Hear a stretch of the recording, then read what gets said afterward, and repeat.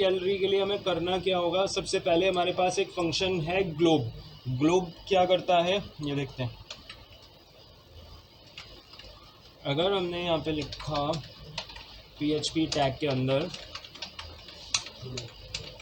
Globe, और हाँ यहाँ पे इसके अंदर हमने एक पैरामीटर दिया क्या, इमेजेस, जो कि हमारे फोल्डर का नाम है, स्लैश, और फिर लिख दिया हमने start.jpg, यानी कि इस फोल्डर के अंदर वो सारी इमेजेस को ढूंढ के काउंट करेगा।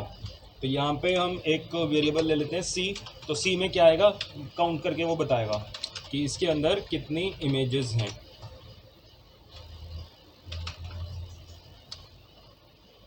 image.php के नाम से इसको सेव करा और इसको रन करते हैं।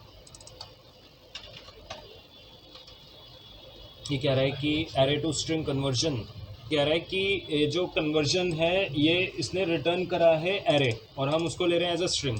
तो यहाँ पे ये एरे है, तो एरे का मतलब कैसे होता है कि इसके अंदर कुछ ऐसे हम स्क्वायर ब्रैकेट लेते हैं ना जावास्क्रिप्ट में भी, तो एरे का जो इंडेक्स नंबर होता है वो 0 से होता है। तो हम यहाँ पे 0 को प्रिंट करवा के देखते हैं, यानी कि वो फर्स्ट वैल्यू प्रिंट करेगा उसकी। तो ये हमारी फर्स्ट इमेज थी, फर्स्ट इमेज। अगर हम यहाँ पे लिखा 1, तो ये दूसरी इमेज का नाम आ रहा है, यानी कि उसके अंदर सी के अंदर सारी इमेजेस के नाम आ गए एरे की फॉर्म में। तो एरे को प्रिंट कैसे करवाएंगे, एरे को प्रिंट करवाने के लिए तो ऐसे ही लिखेंगे हम, या एरे के अंदर टोटल कितने वैल्यूज़ हैं, तो उसके लिए हम क्या करेंगे, इसको काउंट भी कर सकते हैं। तो काउंट एक इनबिल्ट फंक्शन है जो कि यहाँ पे दिखा भी रहा है, क्या करता है, काउंट करता है। तो सी के अंदर कितनी वैल्यूज़ हैं उसको काउंट करने के लिए हम यहाँ पे लिख सकते हैं। तो हमें यह पता चल गया कि हमारे कितनी इमेजेस हैं। अगर मैं इस इमेज को कम ज़्यादा करूँ, जैसे इमेजेस फोल्डर है, इसी को मैं एक बार और नाम चेंज कर देता हूँ, इसका 2 हो गई इमेजेस, तो टोटल इमेजेस हो गई 5। तो रन करेंगे तो यहाँ पे 5 दिखाएगा। इसको डिलीट कर दिया हमने अगर इस इमेज को, तो फिर वो दोबारा से अपने आप वो काउंट कर लेगा। और ये ऐसा नहीं कि सिर्फ सारी फाइल्स को काउंट कर रहा है, ये सिर्फ जेपीजी को काउंट कर रहा है, इसका एक्सटेंशन अलग है, तो इनको वो काउंट नहीं करेगा, 4 ही दिखाएगा। तो इसीलिए हमने यहाँ पे क्या लिखा हुआ था, start.jpg। उन्हीं इमेजेस को सर्च करेगा जो इमेज जेपीजी जिनका एक्सटेंशन है। लूप चलाओ वाइल, और वाइल के अंदर हमें उस इमेज वाले फोल्डर के अंदर जितनी भी फाइल्स हैं उनको शो करवाना है। तो शो करवाने के लिए क्या लिखते हैं हम, img tag equals to image का नाम आएगा और फिर ये क्लोज हो जाएगा। लेकिन ये PHP के अंदर लिख रहे हैं, तो यहाँ पे हम इसको इमेज इको के अंदर लिख देंगे और src लिख देंगे सिंगल कोट्स के अंदर, ठीक है। और वाइल को कितनी बार चलाएंगे और वो फोल्डर कहाँ पे है, तो उसके लिए हम यूज़ करेंगे ओपन dir। ओपन dir एक फंक्शन है जो क्या करता है, डायरेक्टरी को ओपन करता है। तो डायरेक्टरी हमारी कौन सी है, इमेजेस वाली डायरेक्टरी को ये ओपन करेगा, और किस में स्टोर कर दिया, dir के अंदर। हमने एक डायरेक्टरी को ओपन करा, इमेजेस के अंदर सारी इमेजेस हैं, उसको हमने ओपन करा और किस में स्टोर कर दिया, एक वेरिएबल में dir। अब इस dir को रीड करना है हमने, तो dir को रीड करने के लिए क्या है, रीड dir।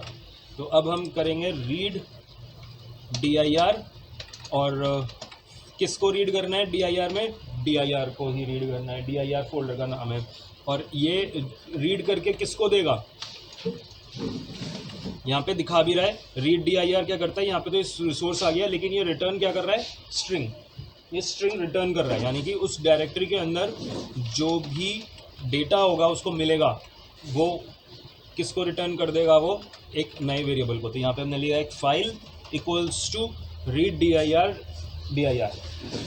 इस डायरेक्टरी को रीड करेगा और इसमें जो फाइल होंगी वो फाइल में सेव हो जाएंगी, और इस फाइल को हमें देना होगा यहाँ पे, ठीक है। लेकिन सिंगल कोट्स के अंदर वेरिएबल नहीं चलते। सिंगल कोट्स में हमने पढ़ा था कि वेरिएबल्स नहीं चलते, तो इसको मैं ऐसे लिख रहा हूँ, कॉन्कैटिनेट करके।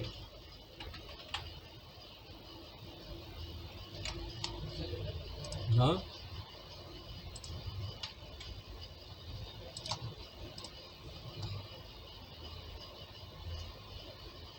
यहाँ पे इमेज को उसने प्रिंट करा है, लेकिन उसका पाथ यहाँ पे दे रहा है ऐसे, है ना, यानी कि इमेज का फोल्डर का नाम इसने नहीं लिया, तो वो हमें देना पड़ेगा। इमेजेस के अंदर वो फाइल है, तो इमेजेस के अंदर वो फाइल थी, वो सारी इमेजेस के अंदर जितनी भी फाइल्स थी वो सारी आ गई।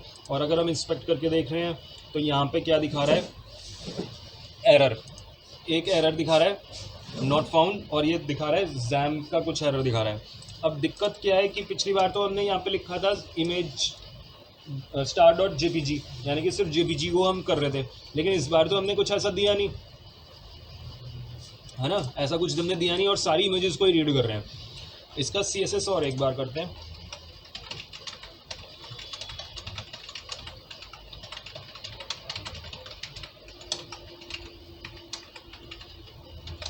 इन सारी इमेजेस को विड्थ कर देते हैं 33%, जिससे कि वो एक साथ बन के आएंगी। ठीक है, तो ये पहली इमेज आ रही है, फिर पहली इमेज नहीं आई, दूसरी नहीं आई, तीसरी आई है, फिर चौथी नहीं आई, फिर दो और आई हैं, फिर एक और आई है और लास्ट में नहीं आई।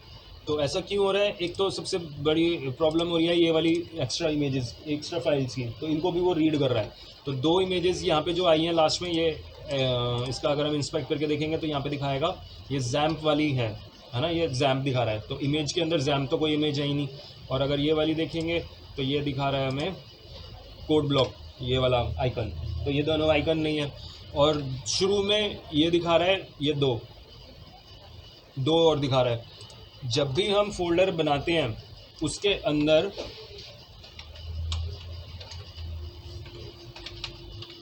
अंदर दो फोल्डर होते ही होते हैं। जैसे अगर मैंने डॉस खोला, यहाँ पे अभी हम कहाँ पे हैं, सी यूज़र एडमिन, और अगर मैं इसको dir करके देखूँ कि इसके अंदर कितनी डायरेक्टरीज़ हैं, तो यहाँ पे दिखा रहा है 1 डॉट 2 डॉट, और ये सारी डायरेक्टरीज़ हैं। हर फोल्डर के अंदर 1 डॉट 2 डॉट मिलेगी। ये सारी डायरेक्टरी हैं, इसके अंदर पिक्चर है। या चलो डी ड्राइव में जाते हैं, या चलो सी ड्राइव के अंदर इसको बाहर आते हैं, cd जैम जैम के अंदर आ गए। अब जैम के अंदर dir करके देख रहे हैं तो इसमें भी वो 1 डॉट 2 डॉट डायरेक्टरी मिलेगी। htdocs के अंदर आएंगे और dir करेंगे तो फिर इसके अंदर भी वो मिल रही हैं। cd इसके अंदर इमेजेस वाला फोल्डर है, यहाँ पे दिखा भी रहा होगा, ये रहा इमेजेस वाला फोल्डर है, और इसके अंदर हम dir कर रहे हैं तो इसके अंदर भी ये दो फाइल्स होती हैं। इनके अंदर सिस्टम की, विंडो की सेटिंग्स होती हैं, तो इनको हम डिलीट भी नहीं कर सकते और देख भी नहीं सकते विंडो में, तो इसलिए हमने यहाँ पे डॉस में जाके देखा। तो अब हमें क्या करना है, इनको डिलीट तो कर नहीं सकते, लेकिन हाँ कोडिंग के थ्रू इनको इग्नोर कर सकते हैं। तो यहाँ पे जब हम इसको रीड कर रहे हैं तो यहाँ पे हम क्या लिख देंगे, इफ़ कंडीशन के साथ कि अगर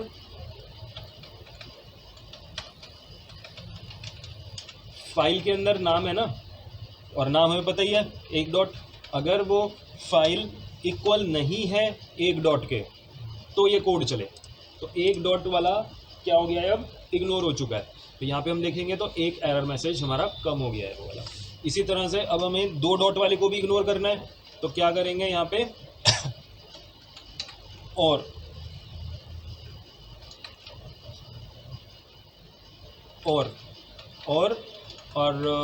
में यहाँ पे हमने लगाया 2 डॉट वाला, पहले हमने लगाया 1 डॉट वाला, अब 2 डॉट वाला, तो 2 डॉट हमारी शुरू में एंड आएगा, दोनों आ गए, वो एंड आएगा, दोनों कंडीशन ट्रू होनी चाहिए। तो वो दोनों कंडीशन हट गई है, एंड वाली 1 डॉट वाली और 2 डॉट वाली, लेकिन ये दोनों एरर्स अभी भी आ रही हैं। ये आइकन्स की हैं, वो जो कोड ब्लॉक का आइकन है, यानी कि जो जेपीजी इमेजेस नहीं हैं उनके लिए है। तो या तो अब हमें ये इमेजेस का फोल्डर है, तो इमेजेस वाले फोल्डर में हम वही इमेजेस डालें जो इमेज के फॉर्मेट्स होते हैं। तो यहाँ पे हमें वो सेलेक्ट करने की ज़रूरत ही नहीं है, जैसे हमने पिछली बार किया था जेपीजी। यहाँ पे तो हम जो भी फॉर्मेट के डालेंगे इमेजेस वो सारी शो हो जाएंगी। ठीक है, वैसे तो होना ऐसा ही चाहिए था कि हम इसमें कोई अदर फॉर्मेट की फाइल ना स्टोर करें, सिर्फ इमेज की फॉर्मेट ही स्टोर करें, लेकिन सिचुएशन कैसी भी आ सकती है और हर सिचुएशन के लिए हमें अलग कोड लिखना होता है। तो अगर ऐसी सिचुएशन है तो इसमें हमें इनको भी इग्नोर करना होगा। ठीक है, अब इसको इग्नोर कर रहे हैं हम। शॉर्टकट आइकन्स का एक्सटेंशन क्या होता है, LNK होता है ना, LNK, EXE, बहुत सारी फॉर्मेट्स हैं, किसको इग्नोर करेंगे। तो यहाँ पे आप क्या करो, उसको टारगेट कर लो जो अप्लाई करनी है। तो यहाँ पे मैंने नॉट इक्वल्स टू लिखा है ना भाई, ये ना आए, ये ना आए, वो ना आए, इसकी बजाय क्या आए वो लिख दो। तो जो उसका फॉर्मेट फाइल का लेकिन यहाँ पे हमें फाइल का, पिछली बार हम क्या कर रहे थे, फाइल का नाम, लेकिन इस बार हम क्या करेंगे, एक्सटेंशन, जिसका एक्सटेंशन इक्वल टू है JPG के, वो आए। ठीक है, एक्सटेंशन जिसका JPG हो वो आए। लेकिन एक्सटेंशन कैसे पता लगाएंगे अब हम, यहाँ पे तो फाइल का पूरा नाम आ रहा है,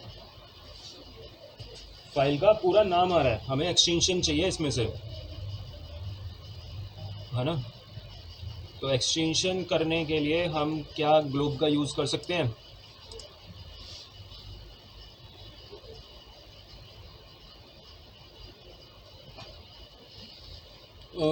एक्सटेंशन के लिए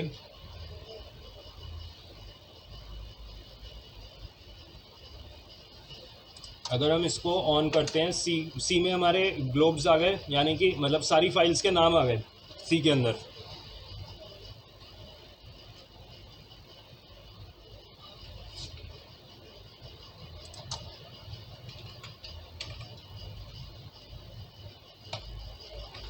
लिया, और फिर फाइल का एक्सटेंशन पता लगाना है हमने, फाइल का फॉर्मेट पता लगाना है हमने यहाँ पे कि वो JPG है या नहीं।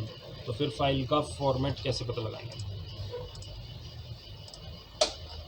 उसके लिए हमें पता करने पड़ेंगे स्ट्रिंग फंक्शंस। स्ट्रिंग फंक्शन से करो,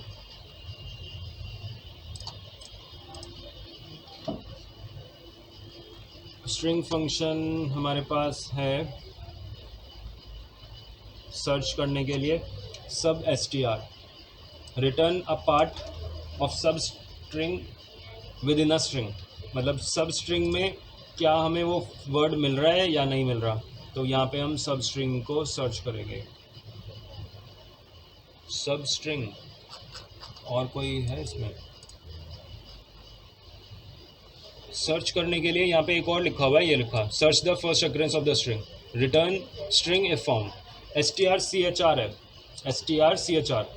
तो ये कैसे है, और पहले किस में से सर्च करना है, किसको सर्च करना है, तो ये लिख दो यहाँ पे। तो यहाँ पे हमने क्या करा, strchr, और यहाँ पे दिखा भी रहा है कि पहले हमारी स्ट्रिंग आएगी जिसमें से सर्च करना है। तो स्ट्रिंग में से सर्च किस में करना है, फाइल में से, कॉमा क्या सर्च करना है, JPG सर्च करना है।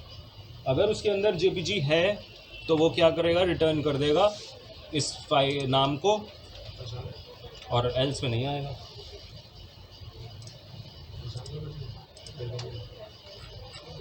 क्लियर हुआ। तो ये था तरीका कैसे हम उसको JPG को सर्च करेंगे।